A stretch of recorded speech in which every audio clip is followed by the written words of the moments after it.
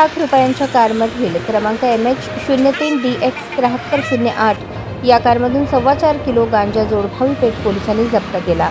Shri Siddheshwar market यार्डासमोरील समर्थ cold storage जवळ पोलिसांनी ही कारवाई केली। परशुराम भानुदास हेळकर राहणार साकी विहार रोड पवई मुंबई असे अटक केलेल्या संशयिताचे नाव आहे। जोडभावी पेठ पोलीस ठाण्याचे सहाय्यक पोलीस निरीक्षक सोमनाथ पडसळकर हे गुरुवारी मध्यरात्री आपल्या पथकासह बाजार समिती शेळगी परिसरात पेट्रोलिंग करत होते। त्यावेळी त्यांना बाजार समितीसमोर शेळगीकडे जाणाऱ्या सर्व्हिस रोडवर एक मुंबई पासिंगची कार थांबलेली दिसली।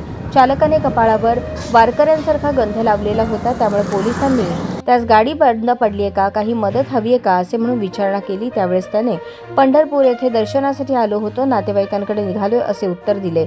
पण पोलिसांसोबत बोलताना तो थोडा घाबरलेला होता।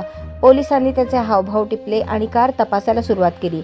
कार तपासताना डिक्कीतील पिशवीत 2 किलो गांजा असलेली पाकिटे पोलिसांना मिळाली। त्या संदर्भात विचारणा केली असता उडवाउडवीची उत्तरे दिल्याने पोलिसांनी त्याला अटक केली। पंढरपूरला दर्शन करून आलो होतो म्हणून सांगणाऱ्या परशुराम हेळकर वय 47 याच्याकडील कारमध्ये पोलिसांना गांजा मिळाला।